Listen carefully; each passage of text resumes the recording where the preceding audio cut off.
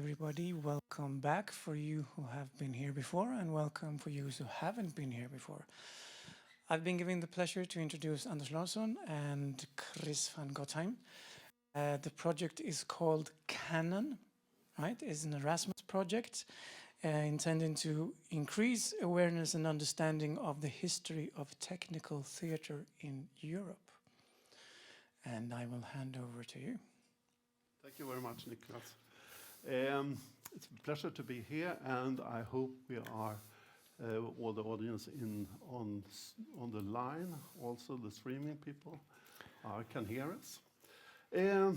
Chris, I can start with handing over to you to present yourself, because you have been a lot here in the school, but you're not a part of our school. No, I'm the secret ghost in the school here.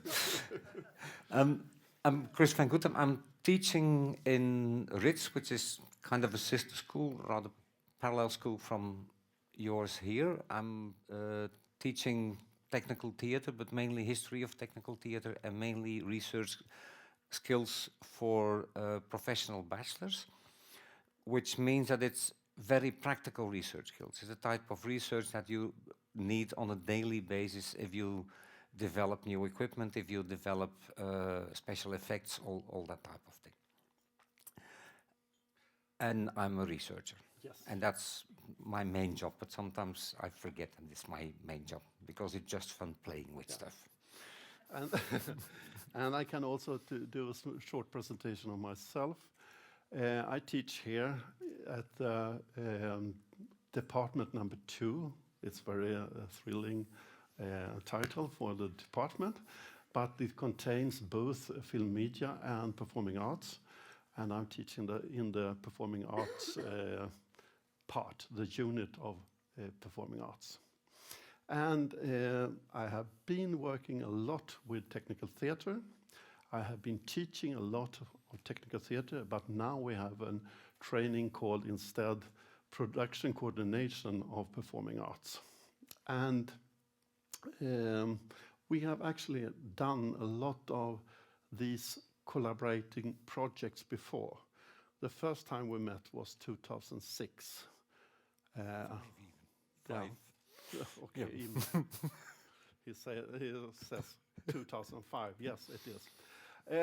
And since then we have done at least 3 of these type of projects where we involve a lot of different countries.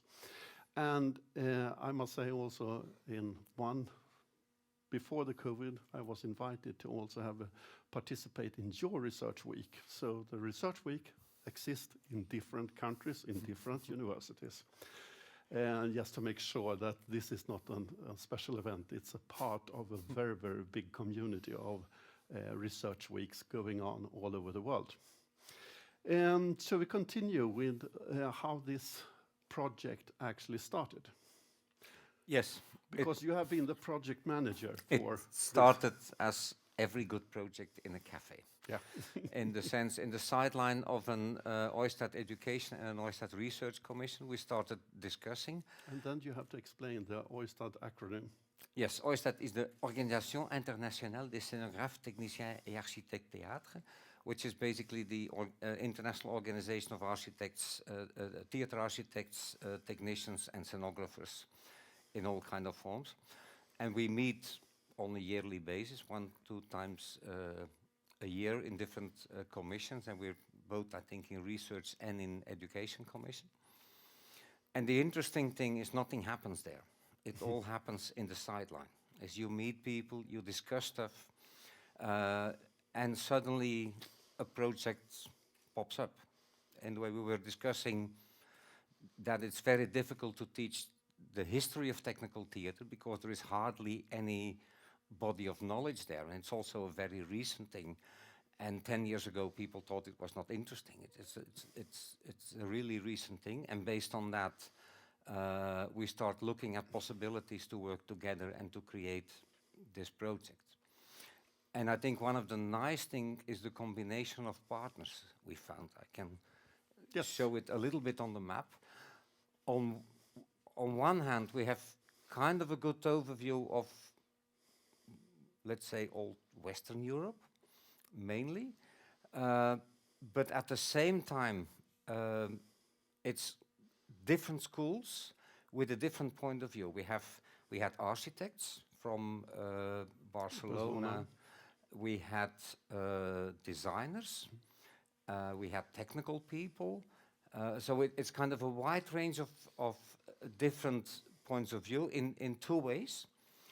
One, geographically, because history has to do with the geography. If you're in Spain and you talk about Renaissance, that's a different story than we use the same word in France or in Belgium or in England. It's even worse because in painting it's a different story than in drama. That was one of the most difficult things we finally had to do, is to kind of define periods in time, because they're different everywhere. But also a scenographer and an architect and a technician look at in a complete different way to how a theater is built, to the equipment we use, to the way we use the theater. So by bringing these people together, you get all these different points of views. And not necessarily you get a consensus, but at least you see the differences. And I think that was one of the important things, and that's one of the reasons I love so much working in European projects, because you have to take a distance from your own practice and look again at the reality or at the past to see how this worked, because everybody has a different reality. There is not such a thing as the truth in this type of things. And this time, the previous European project we have been involved in has included a lot of different universities, but not the students. But here... Yes, that was one of the main things. We definitely wanted to work also with the students, because that's also another point of view. Because we can talk about history, but finally we are part of history at the moment, in the sense that the main history, the main body of history and technical theater is in the last 50, 60, 100 years, and we've been a decent part of that. While students look at that to this history in a complete different way. And they have a complete different practice, and they live in a different world. So again, that's the mix of all these different points of view makes it very interesting. And they see things that we didn't see because we thought they were very normal, and they were very surprised. Yeah. And they also helped us in creating the content we developed. We'll see further what the different types of things were that we developed. But they researched themselves, they worked together, they visited a lot of stuff, they worked together among each other, and they created a large part of the content, and they experimented with the content. Yes, and we're coming to that a little bit later on, further on. We did an application. I think the first was not accepted, but the second one, so we got a 3 years project from European money, and it's very clever to ask for this money, because it's a lot. I'm not exactly sure about how much money the European Commission spent on this, but I think it's around 15 billion that they spend on different projects. Not on ours only. No, unfortunately, that's very sorry. But we could spend it. But we were approved, and it was started 2019 until 2022. Actually, it was the final presentation was 2023. Yeah, and we prolonged it a little bit because we started at a fantastic moment in time, which was the COVID crisis. Yes. And that affected the project a little bit, but we're going to explain how and what we did to actually avoid the most part of that problem. Yes. So, shall we go on? Yes. Maybe we should go for very short to the goal of what we wanted to do. The idea was that most people are not even aware that there is something like theater technical heritage. No. Technicians call that old stuff, and they keep it in barns because they have kind of an emotional bonding with it. At least our generation. Yes, and the thing is that only now you start to see that commercial companies, for example, start to get an interest in their own heritage. They start to collect themselves. They start to have little collections, because also they're a generation of pioneers in all the PA firms and the roadie firms and the rental companies and so on. This first generation that started in the 60s now becomes at an age where you look back at your own history. And on top of that, technical evolution is going so fast that we really have to keep track on what happened, because otherwise we will lose so much information. So this awareness was very important, the understanding of it. We limited to Europe and mainly to the countries that we worked in, because it looks like, oh, we have 3 years. I can tell you that 3 years is very fast over if you start doing things like that. And we looked at it from this multiple perspective. This was quite important to do so. But maybe I should explain for a second what we call heritage. And I'll start with 2 examples. I have this machine that is below there. If I talk to the generation of students that we have now, say, excuse me, isn't the picture upside down because the wheels are on top? They have no idea what this is. The second thing that we have there, we have kind of an intake day, and then they can play around with stuff and so on. And there is one of these guys who comes and says, I don't understand, I can't change the color of these things on my light board. So what do you mean you have to put a filter in there? A what? So this is the speed where we lose knowledge about what was before. Chris, since not everyone here is working with sound and light. They're all sound people, so they understand what a Revox recorder is. These stand there till 15, 20 years ago. Yeah. And a par light, which is now mainly LED, and then you can change all the colors, of course, but the traditional par light, which is kind of the basic of rock and roll lighting anyway, Yes. and it disappears. It disappears at an extreme speed. And it was the incandescent lamp, and the incandescent lamp is now banned in Europe because we want to change over to the LED. But we saved it for 5 years.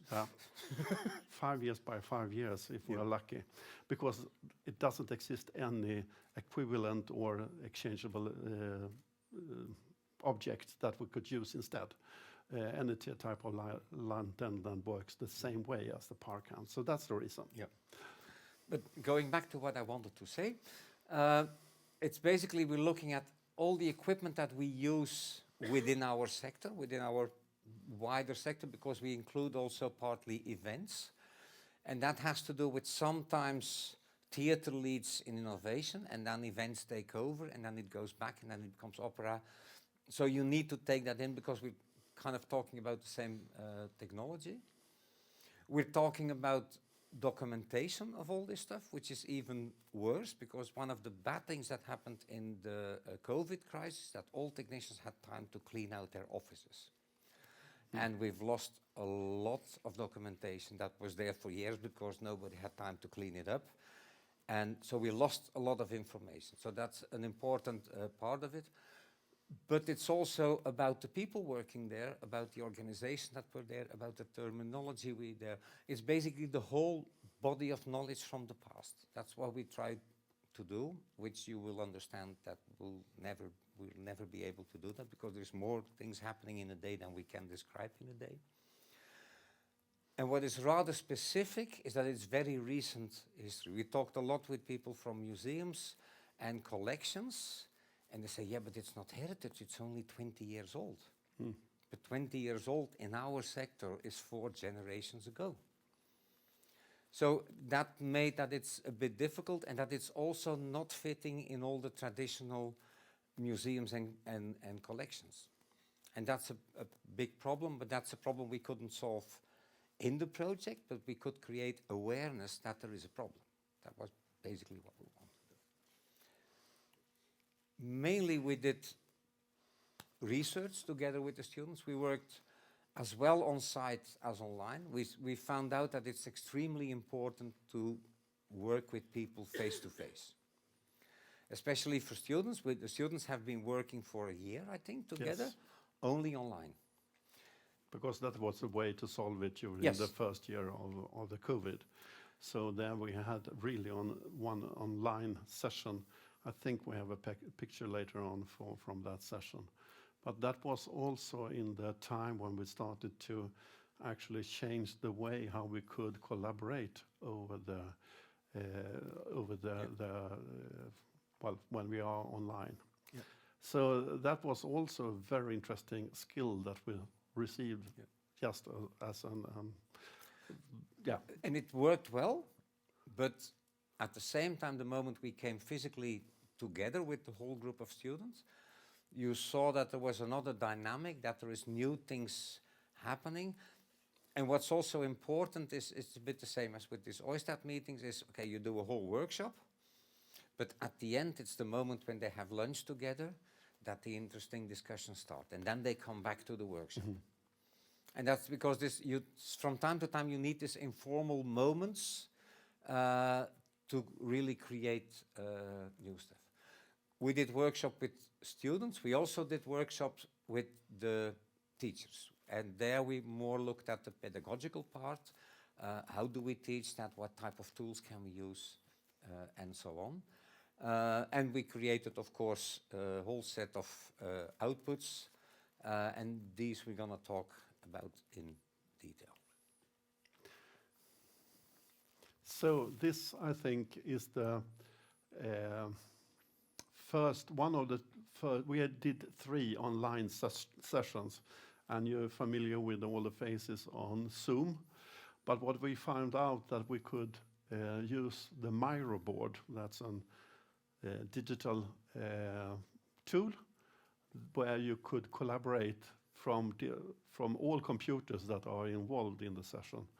And therefore we could also collect both information, media and text, and in the end you could also print it out. You could save it as a PDF. And that was quite useful, especially during the first session when the student had to know each other. And the tricky part was also that we had to find the common time where they could collaborate, because we are all running on different schedules. But on the other hand, we were all stuck in COVID, so it was much easier to find a common time during these sessions. One more thing that this shows very much is that we had architects, scenographers, and technicians, and they're all people that think visually, that think in drawings, that think in pictures, way more than in text. And that's also a principle that we kind of continued in the whole project, is that we try to visualize everything. It's not the type of people that can tell you by heart 200 dates and 200 names that fit with it. But if you give them a scheme or a drawing, they're perfectly able to do that. Maybe you're familiar with this small room. Do you know it? It's the next room over there for you who's not part of this school. It's our theater. This was actually the first time that they got the time to meet each other. And this was a meeting that was postponed 1 year due to the COVID restrictions. And if you try to see what they had made some notes on the floor. The task was to actually draw the European map and there to place themselves, just to see how it could work together. And here they started to discuss. I can't remember the first task we had. The second task was in Italy, when they discussed they had to bring one postcard, and we have a picture from that a little bit later on. But this was 2021, the first meeting, and we gathered. We went to Drottningholm Court Theatre, Confidensen Court Theatre, the Royal Opera, the Dramatic Theatre, and so on. And they actually had the chance to see old technical equipment, but also the latest version to visualize productions, and that was on the dramatic theatre. The picture on the left is only to prove that the teachers also worked. And I think this one is from Italy, I think. yeah, it's from Italy, where the teachers had the chance to go to another theatre called Chesney Cromwell. That's pretty much the same year as Stockholm Court Theatre. Yeah. I think what's also interesting is that because we looked at as well this old technology and this new technology, that you start to see relationships. And to give one example, very modern technology, streaming. If you look at history, that's something we did already when we just invented the phone before 1900. They put 2 telephone sets in the Paris Opera. They put them on the stage, and at home you could get 2 telephone sets, and you could listen to the opera at home. It's called the theatrophone. And you could hear it in stereo, actually. Yes, they didn't know that they had stereo, but it was stereo. Another thing is that we think, 3D projection is a very modern thing to do, and it's very fashionable and so on. 1800, they already showed examples of that. It's called Pepper's Ghost. Just a few years ago, they understood that they have recordings from beginning of 1920s in stereo, but they were done mono, because they put 2 recording machines side by side, and the result will be stereo. But no one understood it until they started to play the 2 recordings in the same time. Then they got so that's also. And in fact, that's one of the reasons, because you can think, history is nice and it's a nice extra and it gives you some background. But what we started more and more to see is that history is a huge inspiration for innovation. Because a lot of things happened in the past and they didn't make it. In the sense that Pepper's Ghost was very nice, it's used in a couple of productions, but it was never a breakthrough. Because we didn't have the technology, it was way too complex and so on. But at one moment, someone picks that up again and reused it when the time is ready. And that's what we see with a lot of different modern technologies, that they're already invented a very long time ago, but the time was just not ready.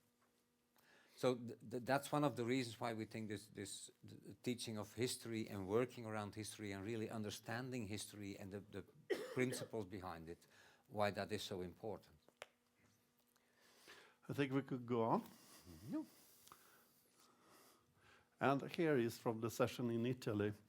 We were invited to, now you help me with the town, it's called Frosinone.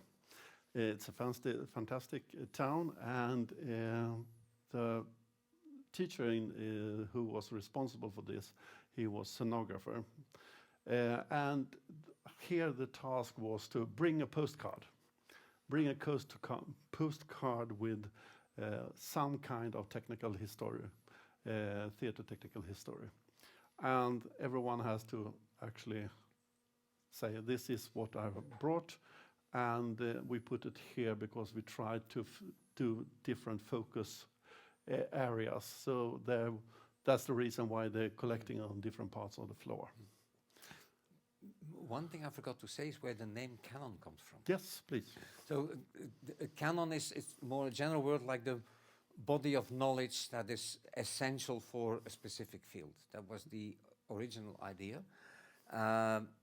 Funny enough, we had chosen that name, and then 1 and 2 years later in the Netherlands and in Belgium they started discussing, because they wanted a national canon, which would prove that we are a very good country and that we always won the wars and stuff like that. So that for us the name afterwards was a little bit condemned, but the essence is you can't do that about facts. A canon about only facts, that doesn't make sense. So we really got to a canon of stories. And a story is a person, a fact, whatever, that represents a reality in a certain moment of time. And that's basically how we dealt with this whole canon idea.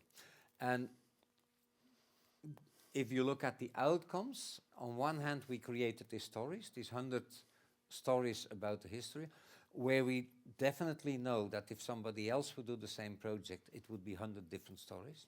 That's a reality. It's part of what we think is important as a group, but I'm quite sure if you get another group of people together, you will have changes in that. We developed teaching tools, which is kind of all kind of practical material that you can use to teach history in a different way and with a focus to practical people, in the sense that most of our students want to figure out how things work, and they want to physically understand how it works more than read a lot of academic visions on it. And that, at least from the start, the academic vision comes, but we start from the practical work, and therefore you need tools. We looked into methodologies. That's a typical thing that teachers do when you put them in a cafe. They start discussing methodologies. And then to get all these things in kind of a shape, we developed a database and a timeline, and that has to do with what I said before, that we want to visualize things. We want to show them, and we realize that by visualizing things, you start to see new relationships. But we get to that later. And the last thing, of course, is our network. In a way, when we were in a place, we talked to all the people that had collections, all the historical theaters and so on. So we built kind of a network that is still working and that is still going on, and that kind of supports the long run of the project. You tell about the stories? Yes. As Chris just said, the idea is that, well, this is a never-ending story. It is a lot of different stories. We limited it down to 100, and we're going to explain it soon. But what we are trying to find out is a lot of different subjects. It could refer to the stage, to the architects, to the light, to the sound, persons, techniques, and I think we had some more also. And that was one very, very important part that we have been working with mostly stage, sound, and light, but it's also a lot about mechanics, and that's a technique word there. But also in this project, we got architects involved. That was also very important, because a theater building, of course, the result of what you could do in the theater building is the result of the architecture inside also. I think we could go to the next one. Well, that's more, yeah.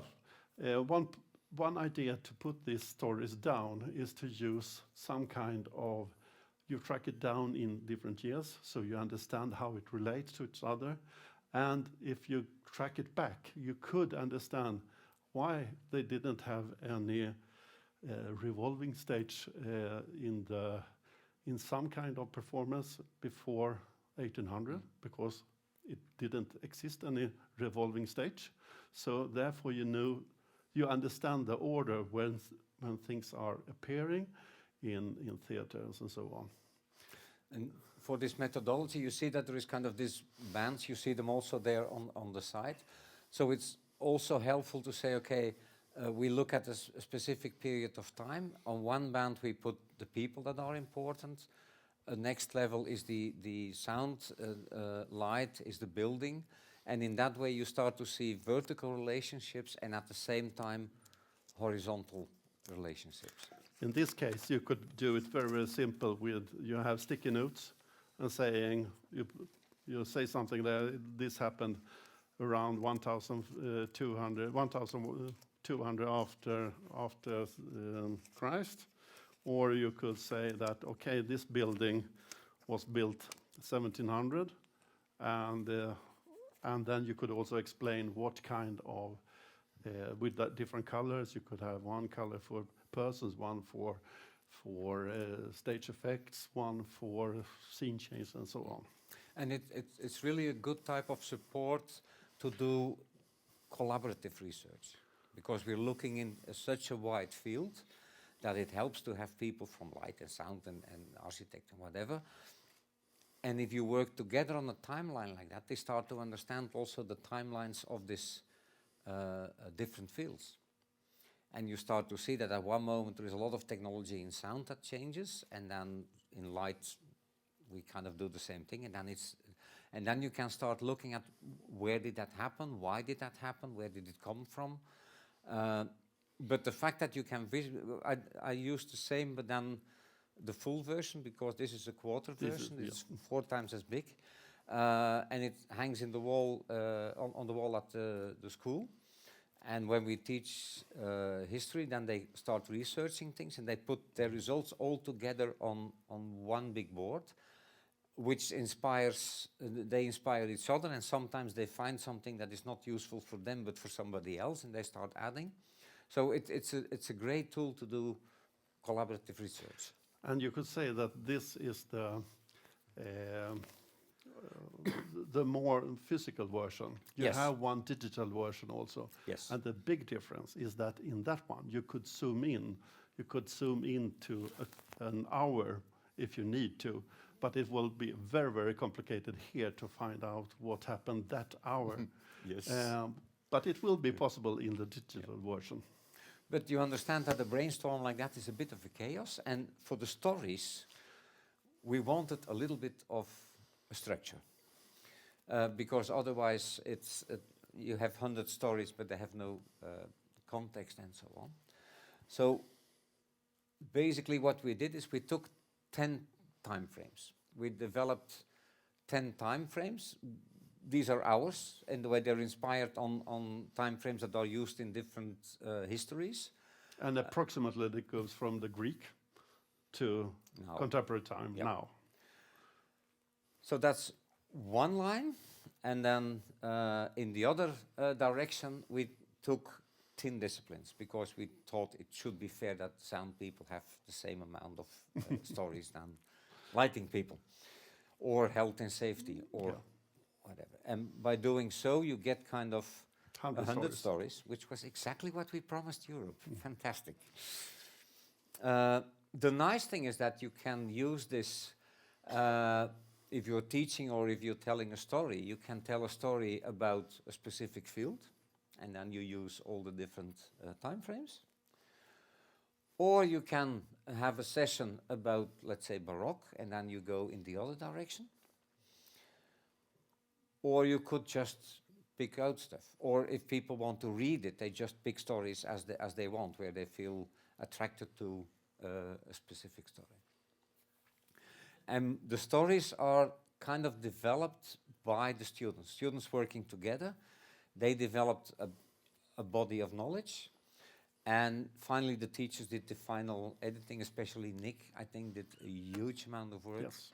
And Bree. And so but the basics, what it is about, is developed by the students, and we just cleaned it up a little bit. Just for your information, we have around 15 minutes for this part, so we speed it up a little bit. Okay, yes.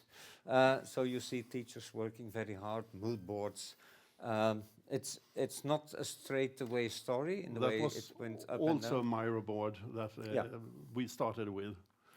And then we had a lot of discussions how to sort this out and how to limit it down, because it was a huge amount of information. But it ended up in a nice book. So I have a card, but if you want, take a picture of this QR code, because you can do two things. You could buy it and you can download it for free. I guess you will choose the second part, because it's a book around 400 pages. And here we're coming back to this QR code zone. For example, it looks like this. I think we have 3 examples. Yep. So this is the thespian chart. We have the limelight as a special lighting equipment. And this is the digital version. Yeah, okay. Is this the same QR code? No, that's the one going to go back to 3 slides, and then you could start to talk about that. you could continue to talk about the other one. Oh yeah, so the nice thing of the printed one, it's very nice layouted. The PDF is also very nice layout, but you can't put on your table. The third version, the digital version, is ugly, but very functional. And the reason is that, but I'll get later to that, that it's a software that we developed ourselves, where the functionality and the visualizations was core. I have now a group of IT students from our university that are looking into it if they could clean it up and make it a little bit nicer. But the core thing is as a collaboration tool, it's fantastic, but it's ugly. So, and then they look kind of like this. You get all the stories, and they're just like in Wikipedia type pages. So, of course, that's not so nice to see. But of course, this one is much easier to update and to add more information into. So that's the reason why it's still useful. Now we did also a second part of European call it intellectual output. We call it output because it could be intellectual, it could be other things also. But the one part was teaching tools, and I'm going to start with the Anna Teatri because that's a game. It looks like small gaming cards like this, and it has a title on the front, an explanation in the back. And now I'm going to start this one and see if it works. I hope it works. Just to give you an example of try to find information. Okay, I must press it. No, Yes. there it is. It's so nice. A new version of overhead. Here you can see example of it's a lot of a few names, some theaters, and if you want to, it wants me to do something, but skip that one. Let's say most of you are familiar with Drottningholm Court Theatre. Then you can have the information about. I'm not sure if you could read it, but it says 1762 until 1766. That was the building time. The Drottningholm Theatre, Slottsteatern, was built between 1762 and 1766 near Stockholm by architect Carl Friedrich Adlercrantz. It is one of the best preserved Baroque court theatres with its original stage machinery. That's a small information, but the reason why it's so not so complicated is that this could be used in two different ways. Either you handle out the card to students and they find out more information. That could be one way. But it could also be a game. So you could have two teams competing with each other. And of course, it's rules how you play it. And I think you have you have the next slide? Because you can do it in different environments, as you see. Most play it this way. And I think you have a story about technicians playing this Anna Teatri. Did I? Yes. You normally say that it's complicated when you give this to technicians because they start doing this instead of working with the technique. Oh yeah, definitely. It's a rather addictive thing in the way we left. So the whole idea is that everybody get cards, and what you do is you have to put them in the right order. So one by one, and the first one is quite easy, of course, because there is nothing on the table. The second one is quite easy because 50% chance, but the more you play, the more complex it gets. And then the idea is that everybody in the group can say, I don't believe you, you're wrong. And then you turn things over, so you're not supposed to know all the explanation in advance. It's only afterwards that you turn over and that you check if the dates were you right that was wrong, then you win, and otherwise all the others win.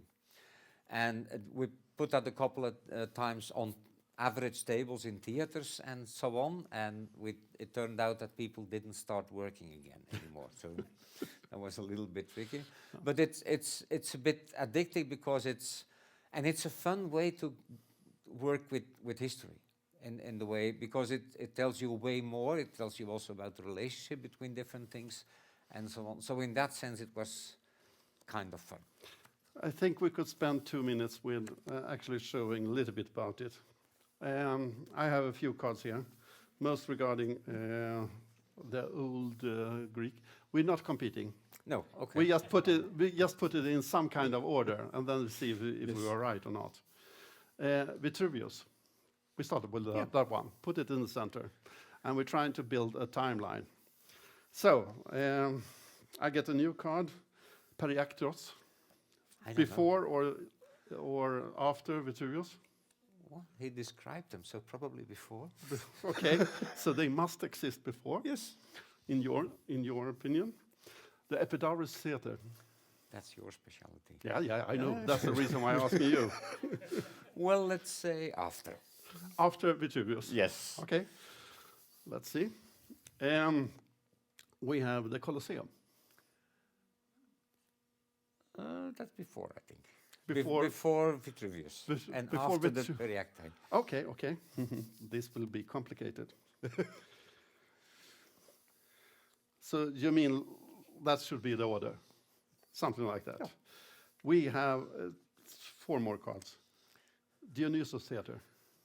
Oh dear, that's before the Colosseum anyway. They do it completely in the beginning. Okay, we start on that line. Deus Ex Machina. That's quite early. Just after Dionysus. After Dionysus, yeah. And we have 2 left. Ecoclema. Just before the Colosseum. So now Before the Colosseum, now you okay. have to move all this stuff. Now it will be complicated like that. And the last one, counterweight. A counterweight that's an interesting discussion. Yes, in fact, I know. That's the reason why we. But you need, for Deus Ex Machina, you need a counterweight, so it should be before anyway. Okay. Okay. Are you prepared for the result? No. Nope. We start with Dionysus, 5th century. We go from that 330 before Christ. Take someone Colosseum. Oh. So that should be later on. Yeah, but probably they started building very early. No. You're totally wrong. We take the Ecoclema, and for you, could you explain Ecoclema just in a few sentences? You can do that. Okay, Ecoclema was kind of a small stage that you could send out from the Skene building to have a god, something that could explain if someone had died or something like that, approximately. Then we take the counterweight. That's not a counterweight. No, sorry. Vitruvius. I'm looking at what I'm saying. So, 1st century before Christ, yes, that could be, well, they could be reversed like that. Now it takes Deus Ex Machina. 4th century before Christ looks cable. I have 2 cards here. That's strange. I'm trying to cheat you. We had one more, actually. Yeah. Do you know what IKEA is? Not IKEA, but Echo. IKEA. Yeah. I have no. Just put it there. Yeah, yes. Yeah. This is a tool that Vitruvius actually worked with. Oh, yeah. And we have Periactros, and now we show everything. Yeah. So here you could see timeline, just 5 minutes. So we go on. Okay. We have to speed up a little bit, Yes. I think. Other tool, something that Nick made, this is one of the famous strand light boards. It's pretty hard to bring that into your classroom. He developed a virtualization where we have all the functions there. You can control it completely. It will do exactly the same, but you don't need trucks to get it into your classroom. Teaching methodologies. I was in charge for that part here from our school. We ended up with a cookbook. But first we asked for example from different schools. This is making a saltwater dimmer. And sometimes you say, please don't do this at home. But in this case you could. Yeah, if you do it at 12 volts, to be clear, Yeah, not yeah. to 220 volts. It used to be 220, and that was quite dangerous. And I think you could go on. Next example. This was quite interesting because as a very, very simple method, you could have small pieces of wood that you could build a theater from. So this is a model how to work or to design a theater. That was an architectural school that actually said this is possible to do. Yeah. And this is one of the most interesting part, actually. The Somni, could you just short say something about the Somni? Yeah, it's the Sami wrote 4 dialogues about technology. Now, it's a bit odd to have a dialogue about technology. It's a director and an audience member, for example, discussing this. But it was in that time already meant, there's other people also have done similar things. It was meant as a way of teaching. It was not supposed to play it, but it was supposed to a way of reading text where you get this discussion. But of course we thought if you write dialogues, we can play them. Yes, and we do a short example from that one, an extract for 1 minute, something like that. You could turn down the light a little bit. Does that work? I think it works. You have to push that button. Nothing happen. It doesn't want to. Well, here it comes. And this was done in Madrid, in Riazad. And they did, first they painted actually the scenography. And then they actually, it looks like we are not... the line to Madrid is frozen. Yes, it's frozen. So I think we actually go on. It's a little bit pity, but what they did, they both did the painting on the decor, and then they learned the play. They were from Madrid. They learned the play in English, and then they played it for us, and it was a very, very good example. And actually, you understood the Somni's different ideas in a very, very good way. This ended up in the cookbook, and this is the other book you could download for free. And this gives you a lot of different examples how to teach. And in the end, it's also a little bit about how long lesson it will be, how many persons that will participate, and so on. And Anders R, if you're still here in the room, yes, you contributed with one thing, and I contributed with something else. So it's a lot of different examples here. Yeah. I think we go on. Okay. And then I go to my favorite subject. Yes, but not too long. No, I'm gonna try to keep it short, which is very difficult. So we started with this idea with the timeline, but then we looked into, okay, but how can we make this more universal? In the way, if I put information on a timeline, that's fine, then I visualize it in time, but then it's not on a map. And if I put it on a map, it's not on the timeline. It would be very difficult to synchronize all this type of things. So we were looking at how can we visualize things more? How do we gather information? Because there is so much information, but it's extremely spread everywhere. Everybody has a magazine at home, and there is a little piece of information there. And there is some things in libraries, there is some things in collections. There is a lot in people's heads. So how do we gather all this information together? There is a very scary thing happening, is if you look around on websites about the history of technical theatre, you find things like a fantastic collection of description of all the Greek theatres. Last update 2002 by, at that time already, Professor Emeritus. So basically you know that you are waiting till somebody forgets to pay the server.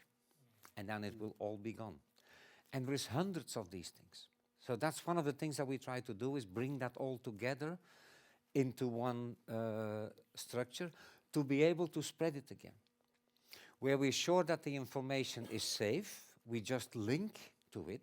We're not going to copy all these websites. When we're not sure, at least we take a backup copy. That's what we try to do.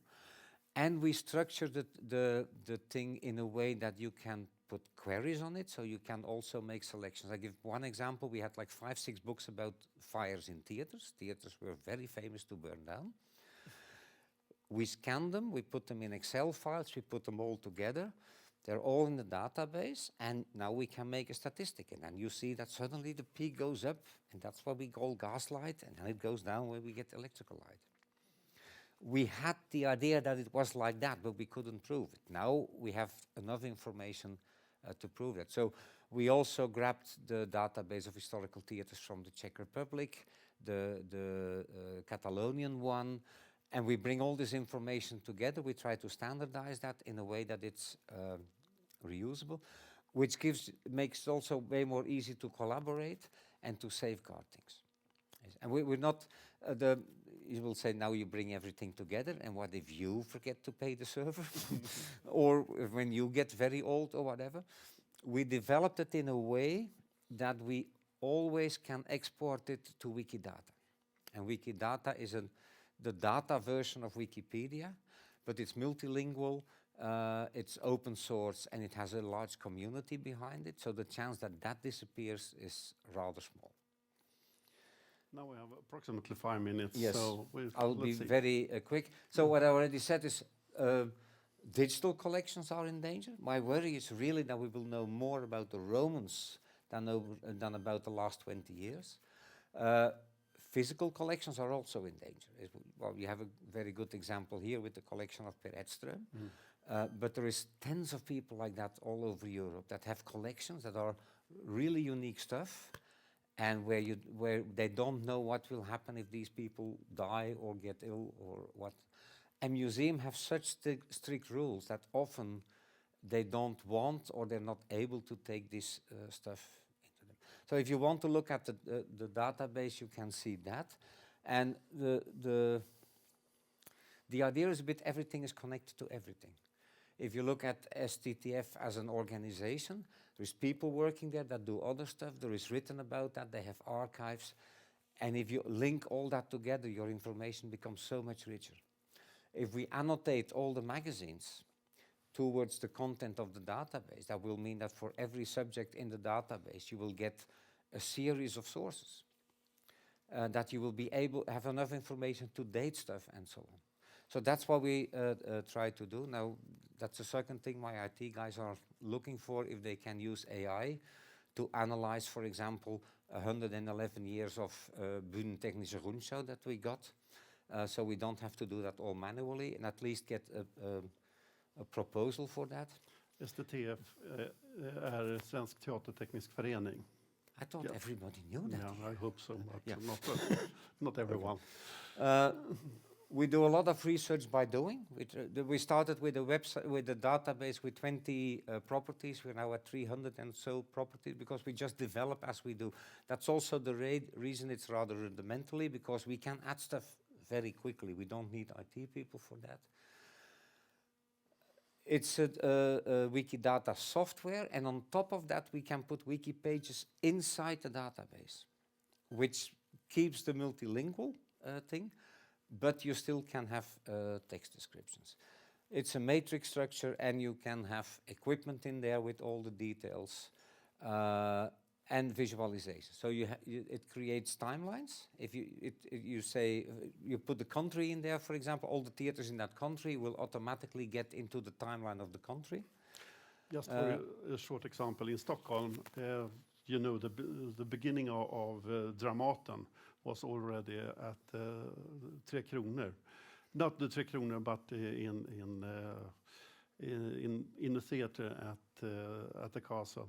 And it's quite a mess which theater, which name it was, and what year they moved, and so on. In that case, it's very, very helpful to understand it. Yeah. But it's also the difficult thing is when becomes a theater not a theater. If it burns down and they build a new on top, is that a new theater or the same? Or the most extreme example, they take a theater down, they build a new one there, but they take the old one and build it 150 kilometers further in the Netherlands, take it down 10 years later, and bring it to France and build it there again. Is that the same theater? Interesting discussions you get there. The website also generates maps. so you can see for a country and so on. Of course, if the information is in there, right? That's the tricky part. And I must say we get better and better in harvesting. These are old figures because I think at theaters alone we're now around 15,000, something like that. A bit from all over the world, and there's way more people and manufacturers in it. So bit by bit it grows, but that's in fact past. The project made the concept, and now we're working with different groups of people to add extra information into that. As I said, we're not copying all the information. We copy what we need for the visualizations, and we link to everything that is there, except if we think it's in danger. And we have enough plans to fill 4 other projects. So if people are interested in this type of thing, you're very welcome. Please join us. To join us. And that's our network. And that were all the people behind the thing. So if you want to collaborate, you're welcome. And you can reach us here. Yes. Was that short enough? I think that gives us a little bit time for questions. Thank you so much. I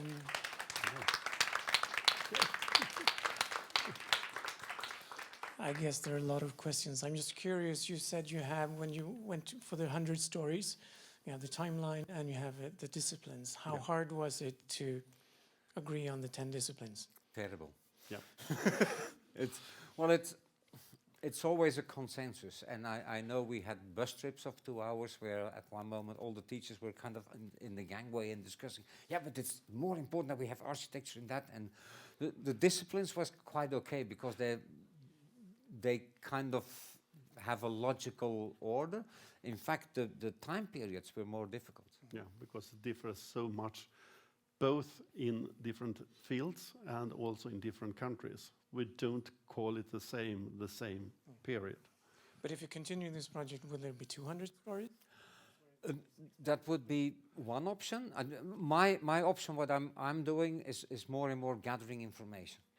In the way I have people now that call me like, you know what, there is these 7 boxes of archive here. Would you be interested, please? We'll bring them to you. So we're looking at that. We're looking at connecting existing collections. We just imported the whole collection of the Theatre of Bruges. Well, it's in the process. So they have a collection, we import it, and the nice thing is they have spotlights that are also here in the museum. By linking that together and by describing the common spotlight only once, we both gain a lot of time. But you also can see this is something very unique because it's not appearing anywhere else. While this one, we have 5 or 6 over Europe, that makes it less unique. So it gives you also the possibility to connect museums, collections, archives. And one of the things we do is develop a common taxonomy.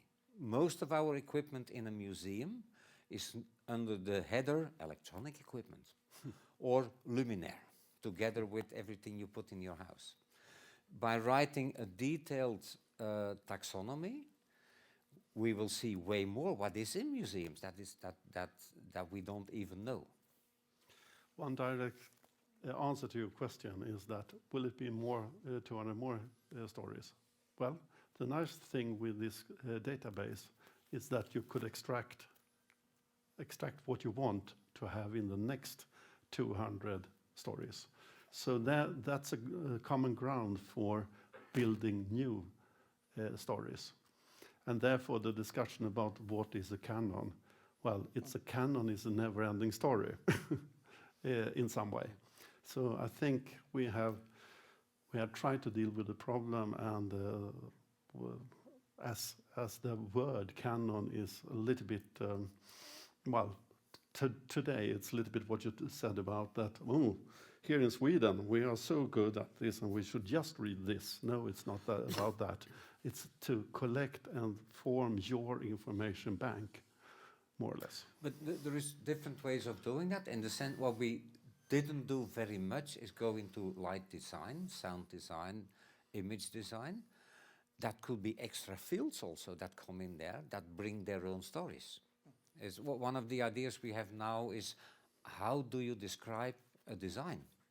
How do you describe the result of a lighting designer? And how do you describe this process in a way that people in 100 years' time still grab the core of what the essence of the work? That's a project on its own. We can quietly discuss for 3 years about that, and I think then we still have work to do. And the working title has changed a lot during the years. For example, the sonographers once was called decorateur, and the director was a long time ago one of the actors. And when before you got an assistant director, it was called the second director, and so on. So it has the terminology and the titles has changed a lot over time, and that could be very hard to find information about. So that's also one thing to discuss. Yes, it's super interesting. We now have 13 minutes for questions from the audience. Who will be first? It's someone that dares. We have a question there. I see it, Thomas. You want over here? Oh, Tilla. Just very short, I'm curious to hear, when you moved it, the theater, what was it then? Was it the same theater or was it a new theater? Well, we found, that's the thing, that's why we have so much properties. We define it at the end as a different theater, but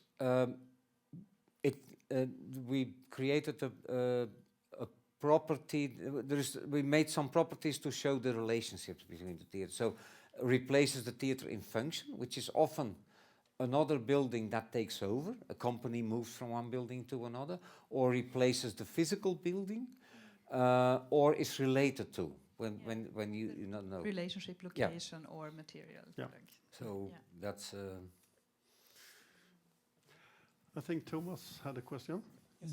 Yes, thank you. I almost forgot. First of all, thank you so much. It's great to hear you.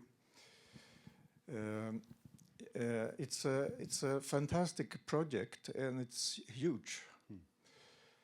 And there is something more in these kind of projects, which you can say it's larger than the project. And that is, you, Chris, you said something about we didn't work for a consensus. That's great, because the whole point of meeting in this kind of context within the universities is to share experiences and learn from each other. And that's not a consensus thing. I think it's very healthy for all the universities to meet in these international projects. And not least, you have to formulate your own practice. And maybe for many teachers, this is the first time they do when they meet other teachers from other countries. So it's great. Thank you. Yeah. And a short question. How is this ex machina possible if the counterweight came later? Well, it was done with a balance from the very beginning. Balance. Yeah. Okay. But with the counterweight on one side. Yeah, yeah. No, but that's one of the core things where you do need to have consensus is, of course, there was counterweight way earlier. The question is, how do we define counterweight? And in this specific case, it was what is meant on the cards is a counterweight specifically made for theater. Okay. Yes. Because if I'm just hanging on the other side, I am the counterweight. So there is a counterweight, and that makes it sometimes difficult to define exactly what do we mean with a specific term, especially in an international context. You don't want to know the hours we discussed about what is a stage manager, because in every country a stage manager has a slightly different function. And you only realize that if you start to work together with people and say, why does the stage manager doesn't do that? He's not allowed to do that. Why is he not allowed to? And then you start to understand the differences in these different countries. And if you then go historically a step further, then you also see the origin, why it is different. And that's, for example, a technician, a director in Belgium is régisseur, but in France, régisseur means technician, which gives an indication that they come from the same function and they are split out afterwards. But it's only when you start to see these differences that you see that we have to research something. And I could give you another example about the counterweight was one thing. The revolving stage, I said that appears something around 1700. The first revolving room was Nero, Emperor Nero. His dining room was revolving. And that, in some interpretation, it could be as a revolving stage, especially as he, the emperor he was.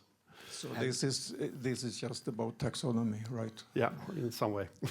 Taxonomy, but also understanding cultural differences and being open for that.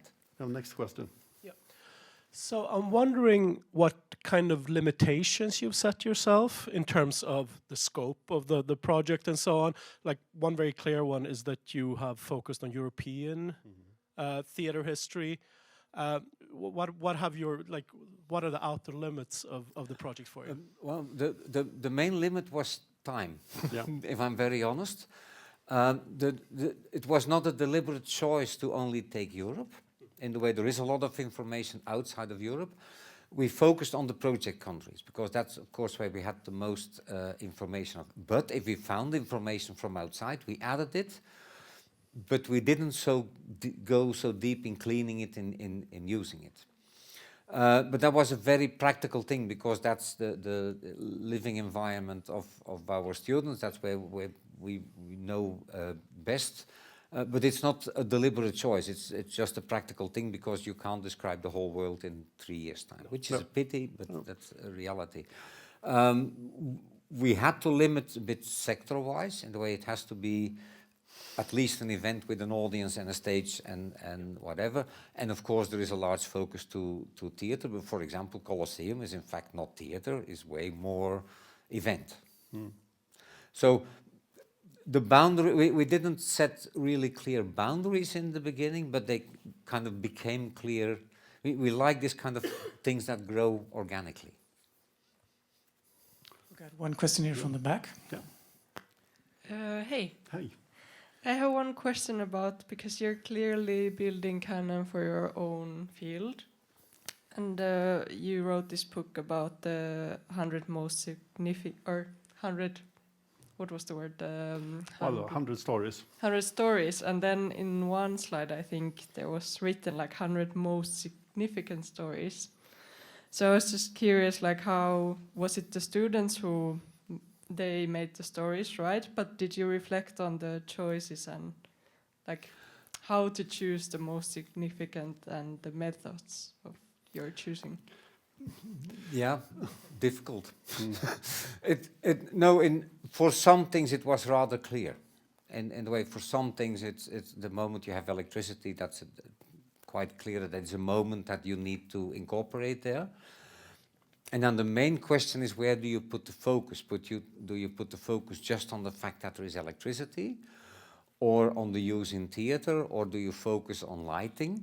And then you're going to look at, okay, can I create a story that incorporates the electricity on its own is a non-event. It's the change that happens, the way we start thinking differently about lighting, about sound, and so on.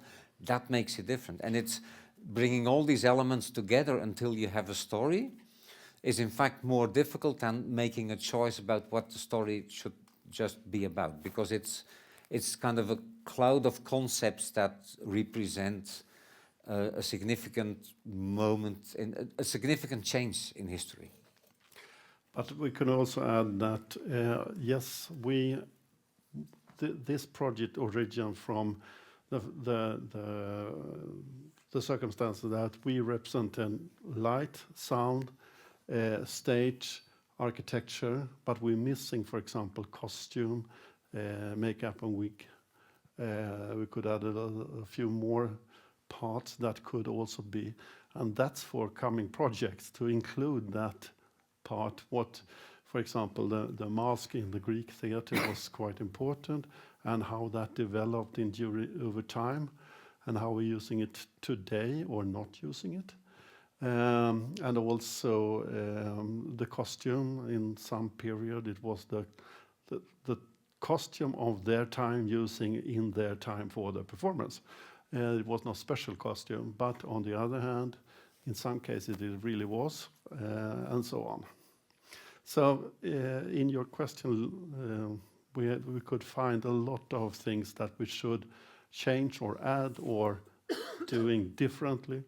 But the selection was, I must say, it was a tricky part, because it's so complex, and how to narrow it down. And one limitation beside, we had some project money, of course, but our project time was ended by the end of 2022. Okay, we got 4 minutes left and at least one question. Hi. Oh, Jesus. What's your favorite discovery from this project? It's been spanning quite a lot of time. And during that time, what's your personal favorite discovery that you didn't know about theater history before you began? Ooh. I think one of the best was how the understanding of how things really relate to each other, because that was, we knew that, but it was very hard to see before, and to have it as visual as we could have. That was one aha moment. Yeah. A natural aha moment, but do you have something else? For me, there is two things that keep is one thing is the huge Arabic influence in the Renaissance, and the rediscovery of all the Greek works. Without the Arabs, we wouldn't have half of the Greek and text anymore, and especially in optics. That's one element. And the second, that was really a surprise for me, that automation is already existing at the Greeks. They have an automation theater there, which is something that it's hard to say this concrete thing. It's more like that you start realizing that you had a complete wrong vision about the period in time, and or about a certain country. And I think, and that's in fact from before the project, but at one moment we were at the Congress in Spain, and they were talking about this corrida theaters, which is kind of the Shakespeare theaters. And then they started to talk, but it was all in Spanish, then they started to talk about mechanics. I said, but Shakespeare theater doesn't have mechanics. And then it turns out it looks exactly the same, but there is a complete hidden machinery in their theaters. That was, in fact, if you talk about a surprise, that was one of the biggest surprises that you think. So there is a whole history that we don't know. And you only learn that by working together. So I hope also that we inspired you all to start new European projects, because it's so much fun. The theater you mentioned is the Teatro Coral. Yeah. And that's a tradition we not talked especially much about here, not least in Sweden. Yeah. And it turned out that it still exists, at least one, but it was a huge amount of choral theaters during the time. So I think... Okay, thank you very much. Time is up, I'm afraid. Yeah. We will now have an applause for this gentleman, of course. Tackar. Tack.